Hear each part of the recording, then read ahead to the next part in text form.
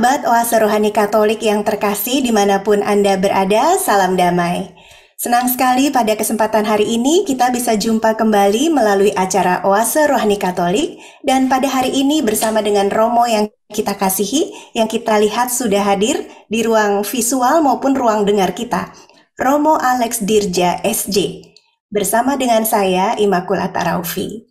Halo Romo Alex, apa kabar hari ini Romo? Baik, Iya, semoga Romo selalu sehat ya Romo ya, dan tetap ya, semangat. sama-sama. Semoga Ibu Immaculata juga selalu dilindungi oleh Tuhan.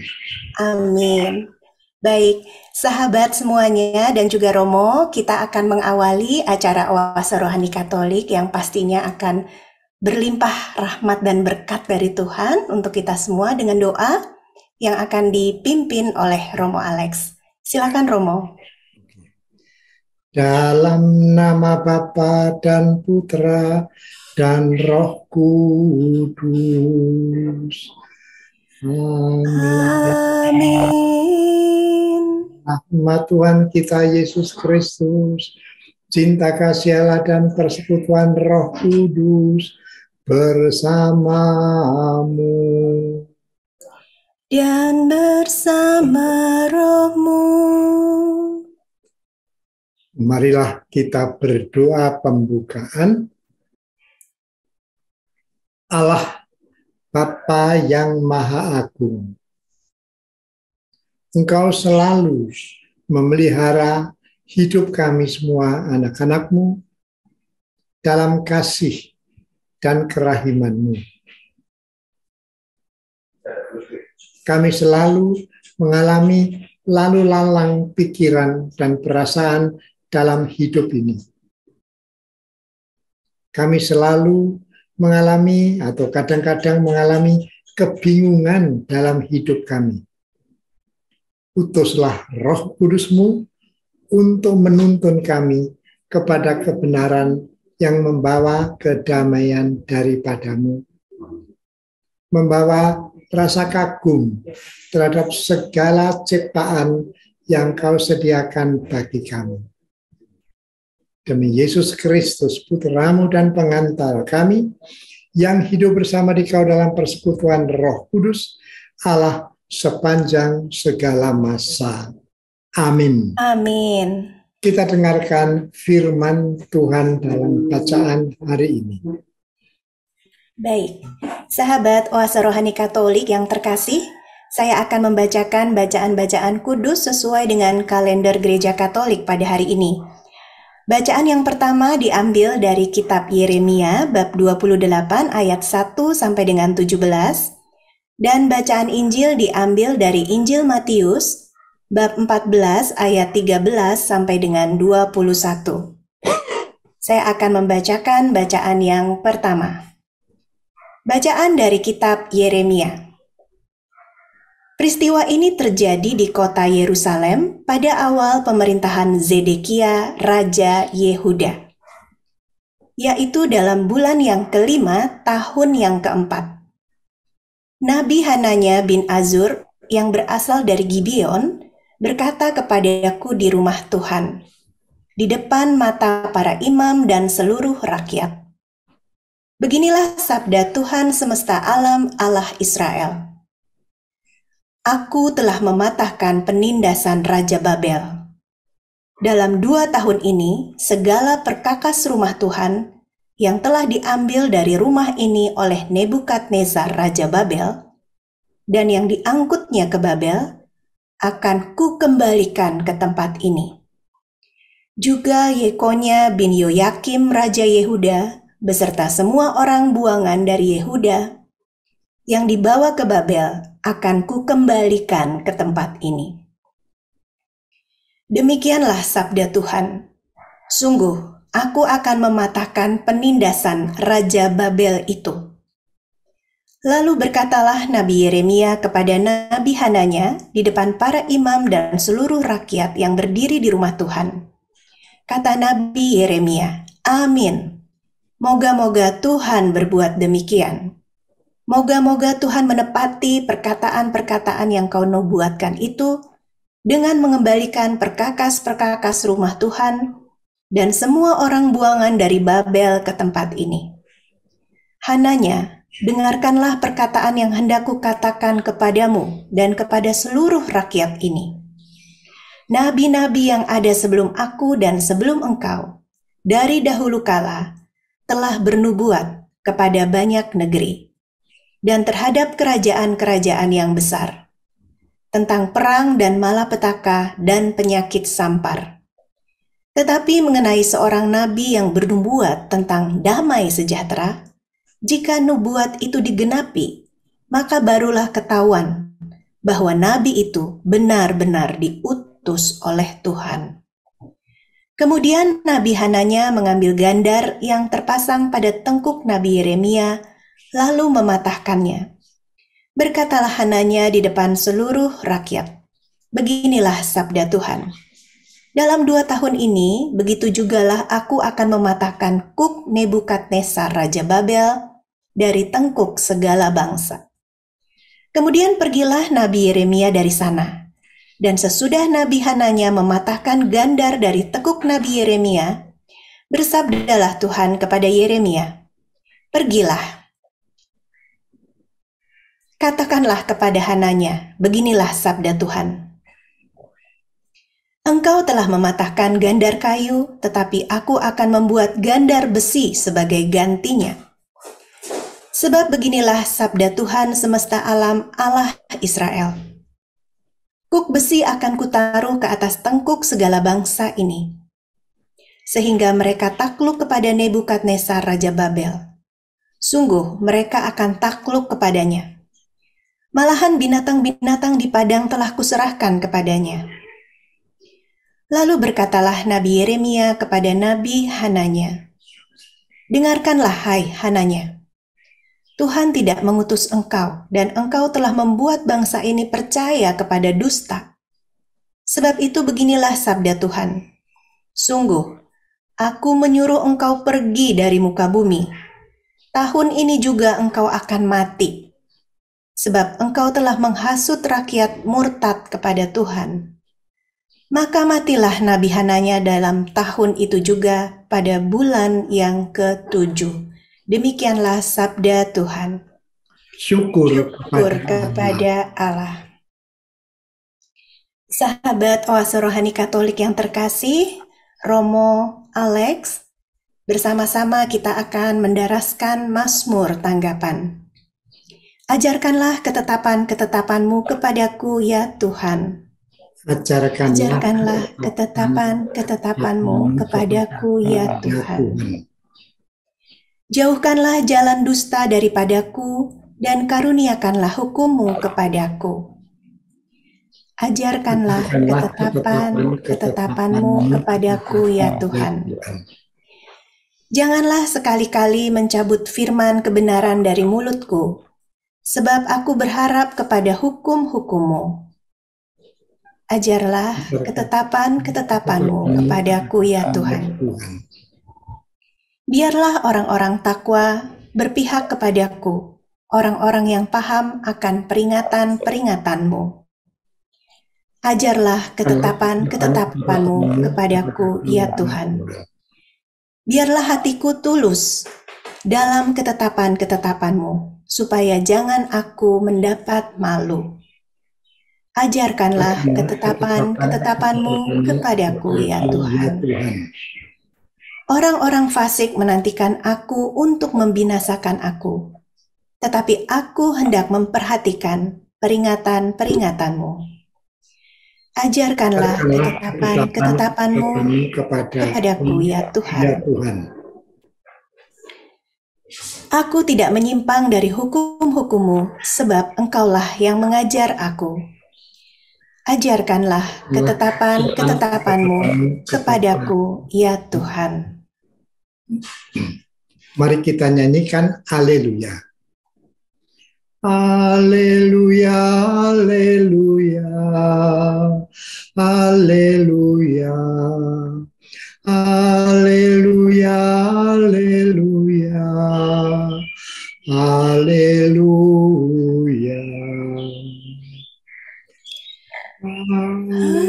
Haleluya, haleluya, haleluya, haleluya, haleluya, haleluya. Datanglah kepadaku, kamu semua yang letih lesu dan berbeban berat, akan membuat hatimu lega. Haleluya, haleluya, Haleluya, haleluya, haleluya, haleluya. Tuhan sertamu. Dan sertamu juga. Inilah Injil suci menurut Matius. Dimuliakanlah Tuhan. Sekali peristiwa, setelah mendengar berita pembunuhan Yohanes Pembaptis, menyingkirlah Yesus dengan naik perahu. Ia bermaksud mengasingkan diri ke suatu tempat yang sunyi. Tetapi orang banyak mendengarnya dan mengikuti dia dengan mengambil jalan darat dari kota-kota mereka. Ketika Yesus mendarat, ia melihat orang banyak yang besar jumlahnya. Maka tergelaklah hatinya oleh belas kasihan kepada mereka, dan ia menyembuhkan mereka yang sakit. Menjelang malam, para murid Yesus datang kepadanya dan berkata, "Tempat ini sunyi dan hari sudah malam. Suruhlah orang banyak itu pergi supaya dapat membeli makanan di desa-desa." Tetapi Yesus berkata kepada mereka, "Mereka tidak perlu pergi, kalian saja memberi makan mereka." Jawab mereka, "Pada kami hanya ada 5 buah roti dan 2 ekor ikan." Yesus berkata, "Bawalah kemari." Lalu disuruhnya orang banyak itu duduk di rumput. Setelah itu ia mengambil ke-5 buah roti dan kedua ekor ikan itu sambil menengadah ke langit. Diucapkannya doa berkat, dibagi-baginya roti itu dan diberikannya kepada para murid. Para murid lalu membagi-bagikannya kepada orang banyak. Mereka semua makan sampai kenyang. Kemudian potongan-potongan roti yang sisa dikumpulkan sampai 12 bakul penuh. Yang ikut makan kira-kira 5.000 orang pria, tidak termasuk wanita dan anak-anak. Demikianlah sabda Tuhan. Syukur. Terpujilah Kristus. Terpujilah Kristus. Sahabat Oase Rohani Katolik yang terkasih, Romo Alex, kita sudah mendengarkan bacaan-bacaan kudus sesuai dengan kalender Gereja Katolik sesuai hari ini. Baik Romo, kita mulai dengan perbincangan rohani ya Romo ya? Ya. Iya, di sesi yang pertama ini, hikmat apa Romo yang bisa kita petik dari firman Tuhan? Ya. Saya kira ada beberapa hikmah Ya. kita petik, kita tangkap dari firman Tuhan hari ini. Misalnya mengenai nabi palsu yang dilawan oleh Yeremia.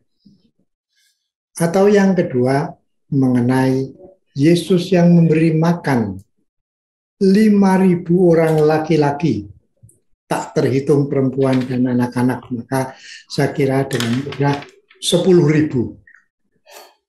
Yang dibagikan ialah 2 ekor ikan dan 5 buah roti yang dipecah-pecahkan oleh Yesus setelah dia mengucap berkat kepada Bapanya di surga. Lalu dia menyerahkan kepada murid-muridnya, dan murid-muridnya membagikan kepada begitu banyak orang yang berkumpul. Lalu dikatakan tadi, mereka semua menjadi kenyang. 5.000 orang atau 10.000 orang menjadi kenyang.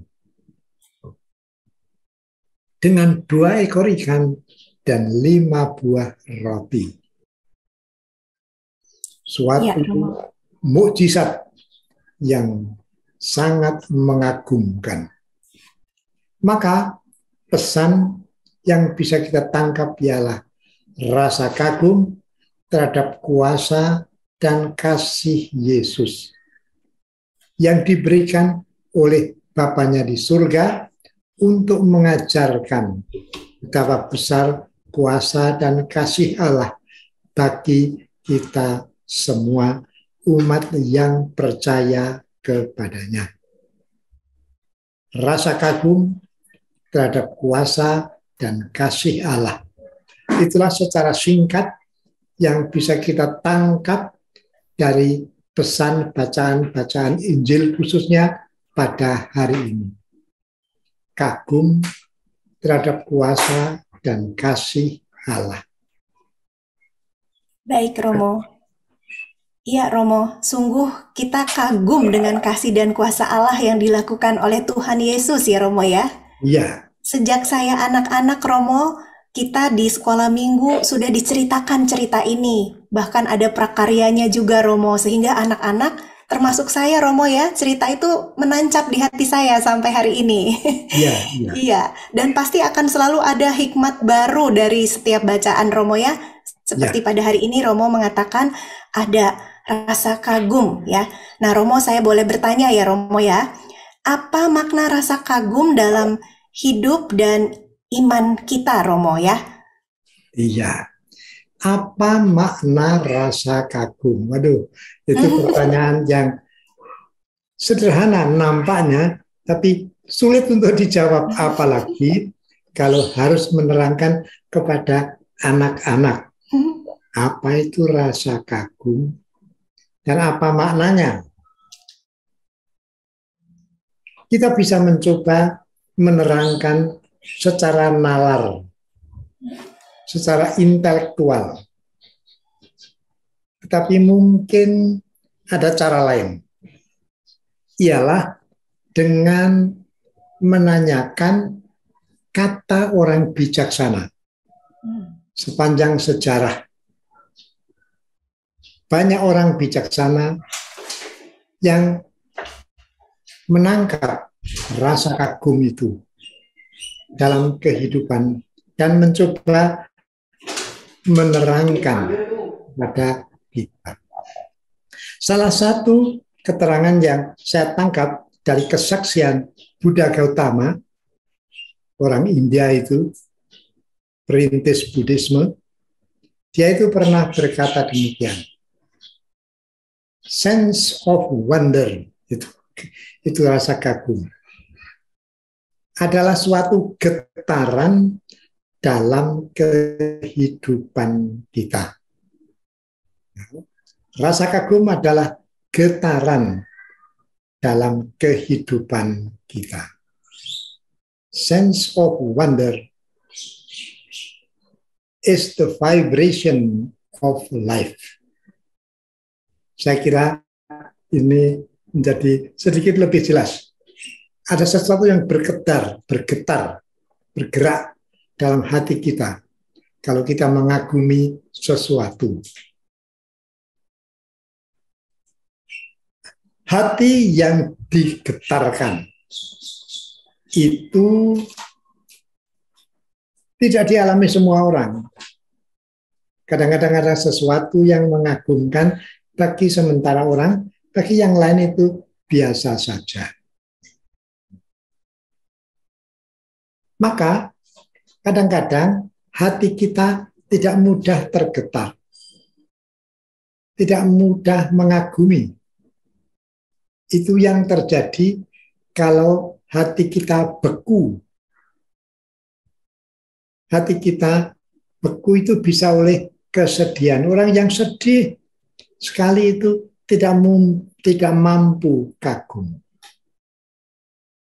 Atau orang yang sedang sangat kecewa, itu juga sukar sekali untuk kagum. Orang yang sangat takut atau sangat marah juga sukar untuk kagum. Maka Rasa kagum adalah getaran hati yang sehat. Hati atau hidup yang normal saja.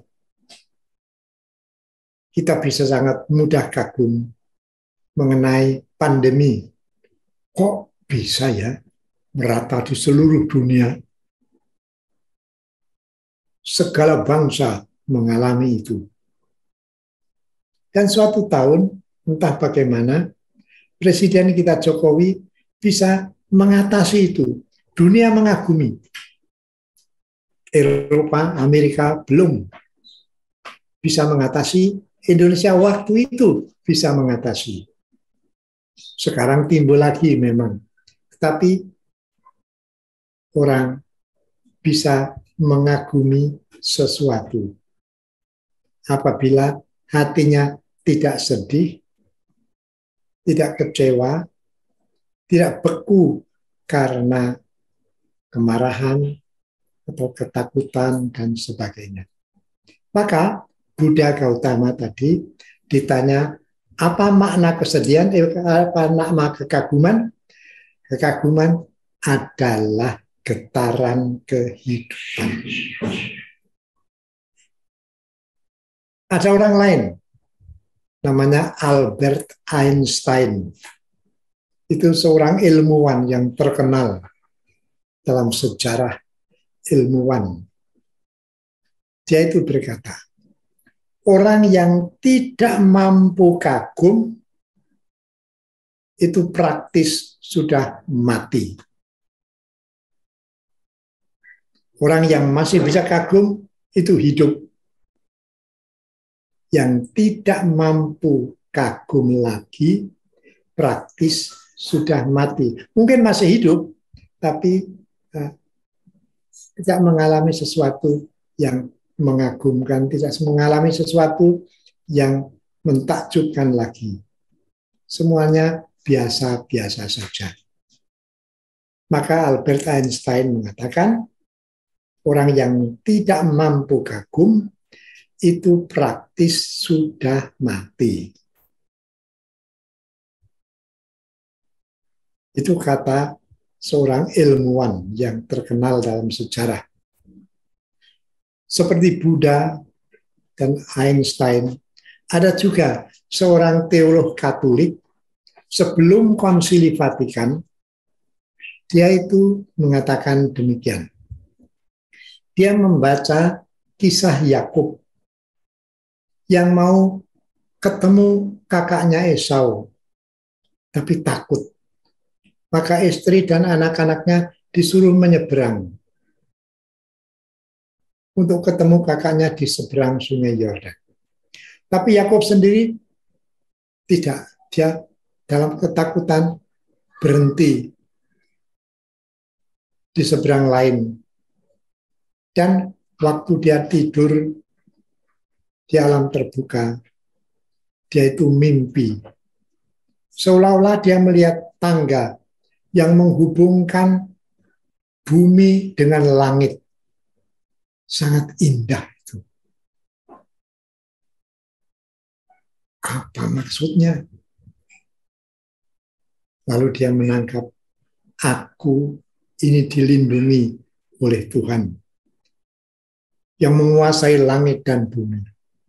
Maka akhirnya dia menyeberang dan ketemu Esau. Ternyata Esau menjumpai dia dengan beberapa prajurit. Tetapi tidak untuk menangkap, tapi untuk memeluknya.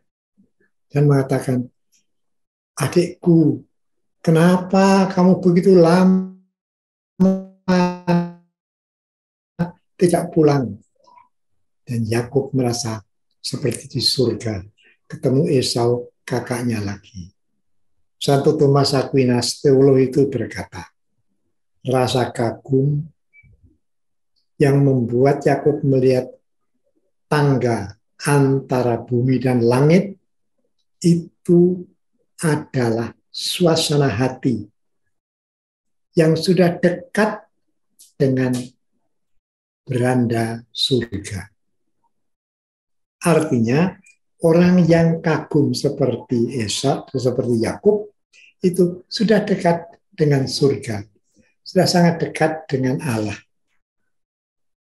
Rasa kagum itu mendekatkan orang dengan Allah. Itu pesannya.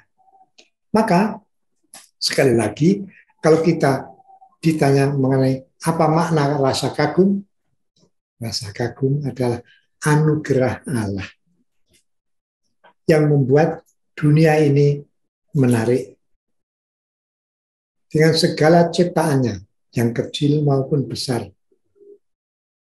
Rasa kagum itu membuat hidup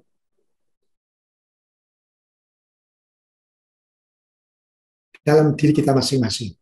Dan yang terakhir tadi dari Thomas Aquinas, rasa kagum itu mendekatkan kita dengan Allah. Kita sudah seperti masuk ke dalam beranda rumah Allah.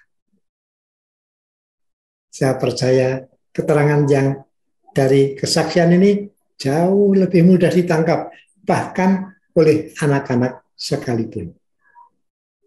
Kita orang biasa bisa berfilsafat, tapi tetap tidak tahu apa itu. Tapi kesaksian Buddha Gautama, kesaksian Albert Einstein, kesaksian Thomas Aquinas, saya sendiri merasa ini suatu kesaksian yang menjelaskan dan menyebabkan saya ingin memelihara rasa kagum dalam hatiku, dalam hidupku, karena dengan itu aku lebih dekat dengan kuasa dan keindahan Allah Sang Pencipta itu. Saya kira itu bagian pertama dari renungan kita pada hari Senin tanggal 1 Agustus ini. Sahabat Oase Rohani Katolik yang terkasih, kita sungguh bersyukur bersama dengan Romo Alex kita jadi tahu dapat memaknai kata kagum itu seperti apa. Dan ini bisa kita sharingkan ke teman-teman, ke keluarga, bahkan seperti tadi Romo katakan ke anak-anak juga bisa dimengerti. Baik, sahabat semuanya, kita akan lanjut di sesi yang kedua dengan dialog iman. Masih bersama dengan Romo Alex dan saya. Jangan kemana-mana, tetap bersama dengan kami setelah yang satu ini.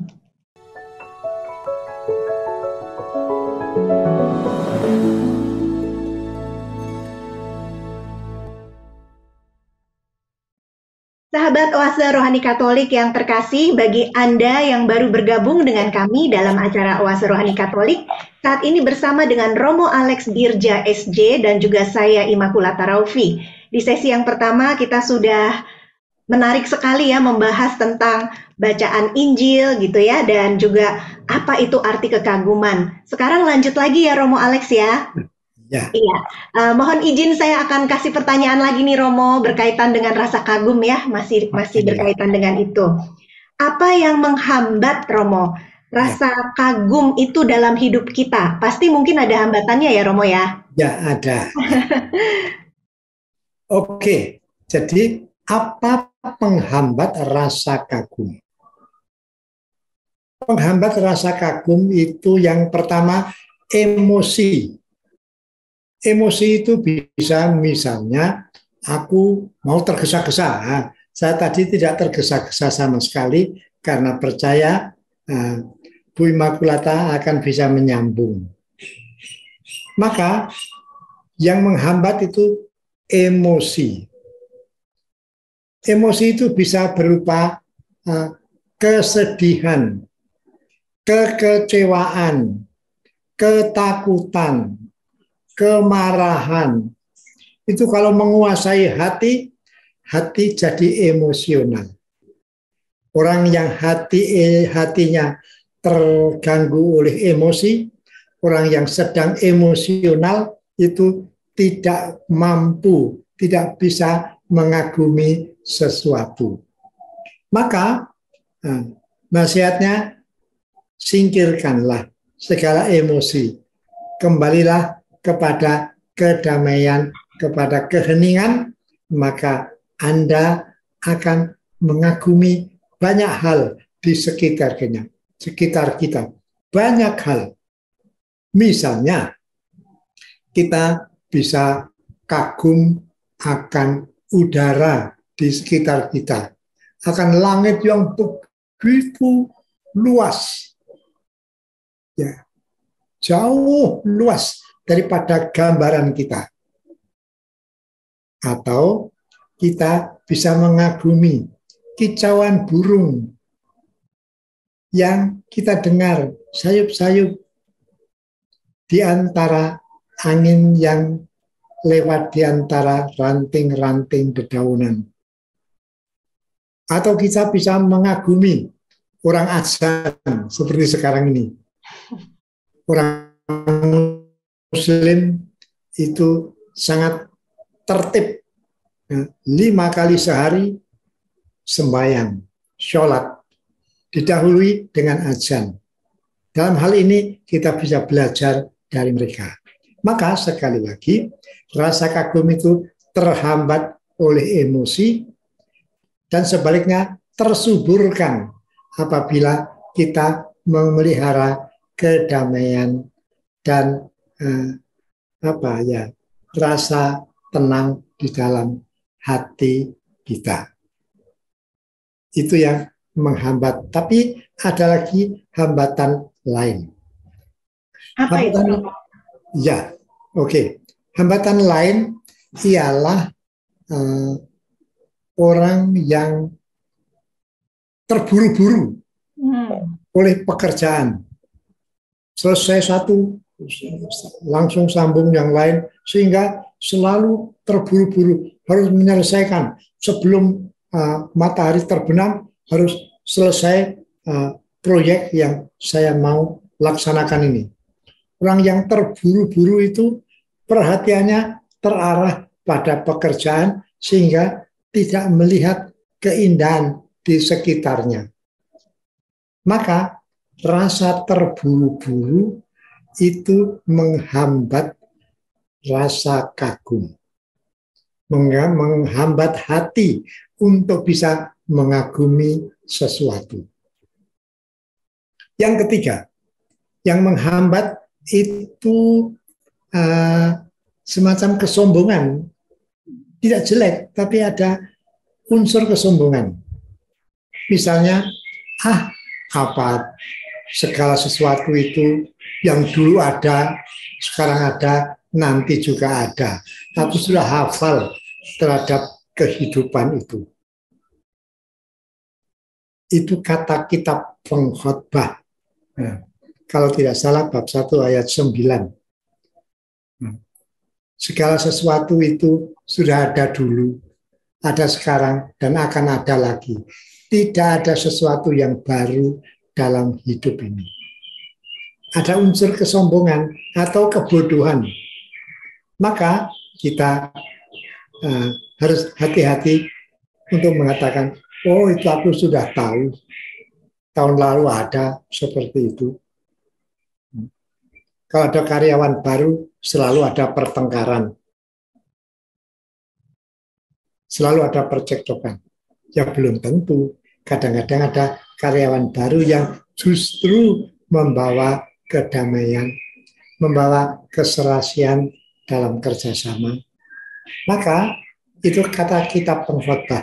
Yang dulu ada, sekarang ada, nanti akan ada lagi. Maka aku tidak perlu kagum. Itu kira-kira istilah dari kitab pengkhotbah. Maka penghambat rasa kagum ada macam-macam, tetapi semua itu bisa kita singkatkan dalam emosi, kemudian dalam kesibukan yang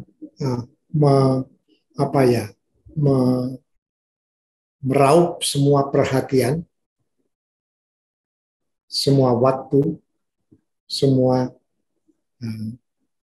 pikiran yang lain, karena dalam kesibukan aku semacam hilang dalam pekerjaan. Tidak menguasai, tapi dikuasai oleh sesuatu, oleh pekerjaan, oleh proyek, dan sebagainya. Dan yang kedua, merasa sudah serba tahu. Aku sudah umur 80 tahun. Selalu ada saja seperti itu. Nanti juga terjadi yang lain yang aku sudah pernah mengalami juga. Maka dalam bagian yang kedua kita bertanya, apa penghambat rasa kagum dalam hatiku? Padahal orang yang bisa mengagumi itu bisa ketemu Tuhan yang menciptakan alam semesta, yang menciptakan burung-burung, yang menciptakan bukit-bukit dan lembah-lembah yang indah. Orang yang bisa mengagumi lembah-lembah yang indah dari puncak bukit. Orang yang bisa mengagumi langit yang bertabur bintang. Itu orang yang terberkati. Amin. Ya, oke. Saya kira saya tidak perlu berkepanjangan mengenai penghambat rasa kagum itu. Baik, Romo Alex. Terima kasih, Romo, untuk pemenungan dari Injil tadi yang Romo kaitkan dengan rasa kekaguman kita kepada kasih dan kuasa Tuhan. Dan saya setuju banget, Romo, ketika Romo mengatakan kalau kita bisa mengagumi alam ciptaan, keindahan Tuhan, itu kita bisa merasa dekat dengan Tuhan ya, Romo ya. Iya. Ya, Romo, bagi anak-anak zaman sekarang nih, Romo ya, sudah sulit untuk bisa mengagumi keindahan alam ciptaan Tuhan, Romo ya, karena sekarang ini di ibu kota tanah itu udah berubah jadi apartemen. Jadi mall-mall kayak gitu, Romo ya. Beda sama masa saya kecil itu, Romo, gereja masih banyak tamannya. Dulu waktu kecil saya di gereja Maria Bunda Karmel, Romo. Iya. Di masanya Romo Kutsreiter almarhum. Itu saya SD. Itu masih banyak itu apa sih taman-tamannya tuh indah sekali gitu. Nah, kalau sekarang kan sudah jadi aspal buat tempat parkir, Romo. Iya, baik. Nah, Romo, bagaimana Romo cara kita menanamkan pendidikan kepada anak sejak usia dini untuk anak-anak tuh bisa memiliki rasa kagum akan ciptaan Tuhan. Jadi supaya anak-anak itu enggak cuek, Romo. Kan anak sekarang cuek nih, Romo. Ya. Mohon sarannya, Romo. Mungkin suatu cara yang saya sendiri melaksanakan, aku ambil waktu. Nggak selalu sibuk saja, tapi kadang-kadang aku duduk di kebun. Di Pasturan Cililitan, itu ada pohon durian yang saya tanam tahun 2005. Oh, udah lama sekali, Romo. Ya, saya pernah mampir 4 bulan saja di sini.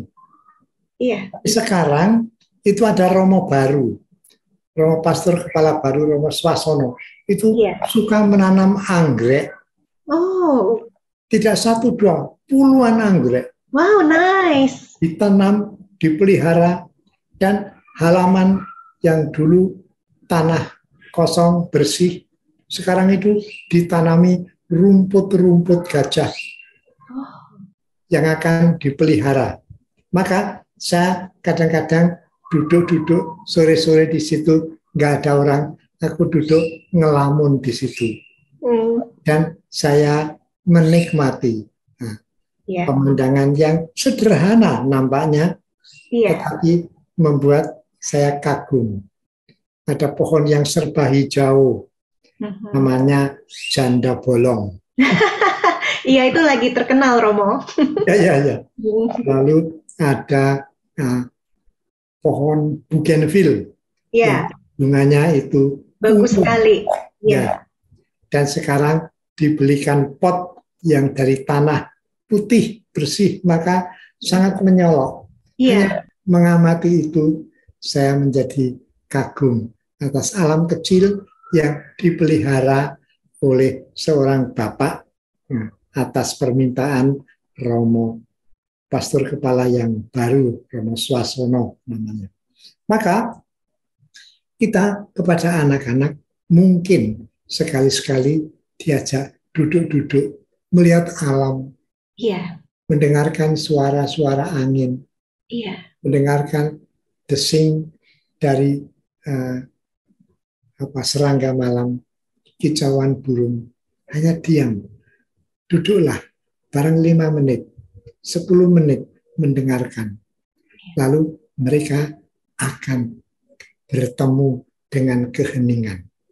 Dan dalam keheningan, tanpa sengaja kita berjumpa dengan Allah yang menciptakan semuanya itu.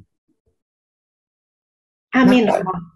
Ya, kebetulan di samping kamar saya itu ada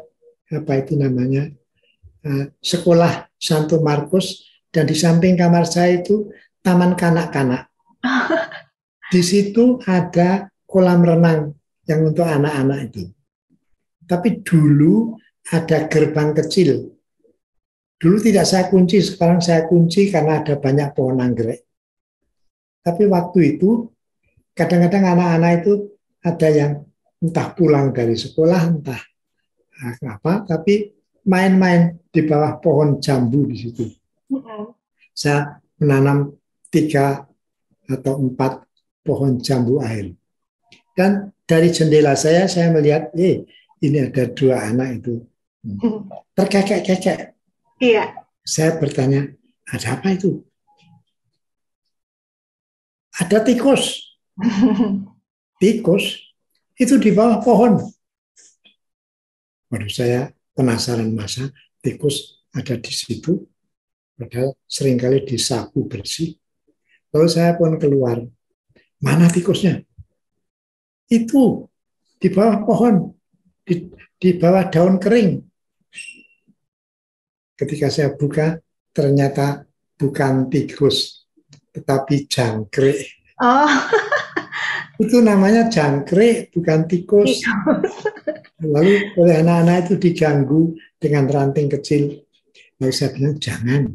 Nah, si jangkrik mau tidur.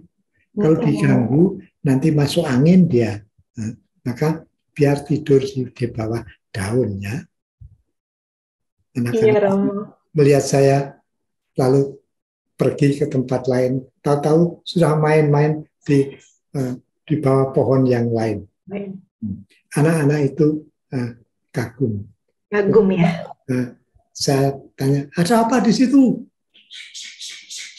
Ada jangkrik. Saya tidak mau lihat lagi, tapi saya kira bukan jangkrik juga yang dia lihat. Anak-anak itu mengagumi jangkrik di bawah daun kering dan terkekek-kekek mengaguminya. Maka mau berjumpa dengan Allah, peliharalah hati anak-anak dalam dirimu. Dan Anda akan berjumpa Tuhan dalam macam-macam peristiwa kecil di sekitarmu. Allah itu hadir dalam segala sesuatu ciptaannya. Tidak hanya dalam gunung yang tinggi, atau laut yang luas, atau langit yang bertabur bintang, tapi dalam pohon yang daunnya kering, dan daunnya menutupi jangkrik yang lebih oleh anak-anak disebut tikus tadi. Anak-anak itu berkeliling mengagumi banyak hal. Kalau rasa kagum ini dipelihara, kita menjadi lebih dekat dengan Tuhan Allah, Sang Pencipta sendiri. Itu saja yang bisa saya tambahkan. Ya. Amin. Terima kasih, Romo Alex. Baik, Romo, tanpa terasa ya, kita asik ngobrol nih Romo, tapi waktu juga yang memisahkan kita semua dengan sahabat.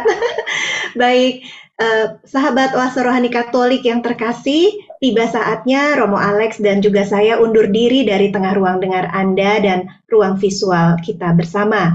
Sebelumnya, marilah kita tutup dalam doa dan mohon berkat Tuhan melalui Romo Alex. Monggo, Romo. Oke. Dalam nama Bapa dan Putra dan Roh Kudus. Amin. Amin. Bapa di surga,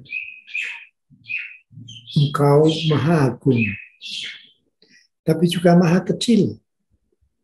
Engkau menciptakan segala sesuatu yang besar-besar, seperti samudra yang maha luas, seperti langit yang bertabur bintang, jutaan bintang, tapi juga Engkau menciptakan jangkrik, menciptakan semut, dan menciptakan kami, manusia yang sederhana ini.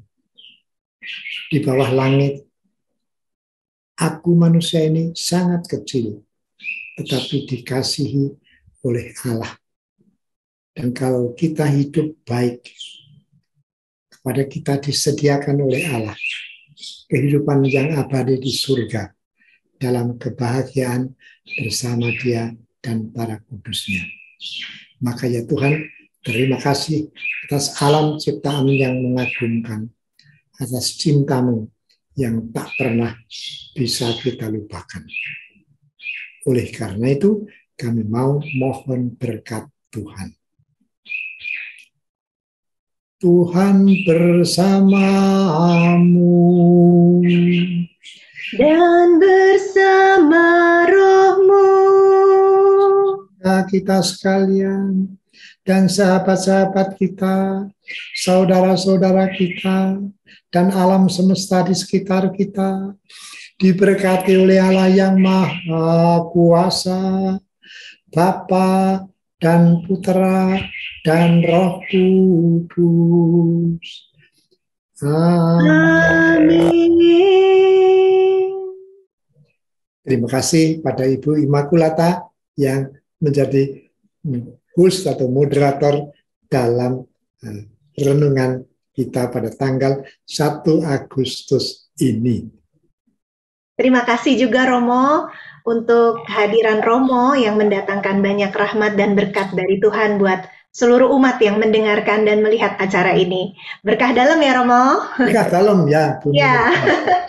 Baik, sahabat Oase Rohani Katolik yang terkasih, selamat melanjutkan aktivitas Anda pada hari ini.